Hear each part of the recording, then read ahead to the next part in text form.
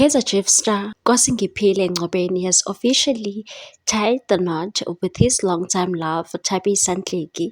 The midfielder, known for his skillful plays with Amakhosi, shared the joyful news on social media, confirming his status as a married man. Ngcobo, who hails from Pietermaritzburg, posted a heartfelt pictures from the ceremony, accompanied by a moving caption in Zulu, Fuzi Edlomo, Siyabonga simtholile umakoti, Nkulunkulu busisa mamjibile, Themba lami ilanga lokulunga, Siyabonga futhi. The post expressed his gratitude for finding his bride and asks for blessing upon their union. Nhleki, an accounting student at the University of Johannesburg, also celebrated the occasion on her social media platform and posted a sweet tribute to her new husband and said, "Got married to my best, Ngiyabonga Shabeni."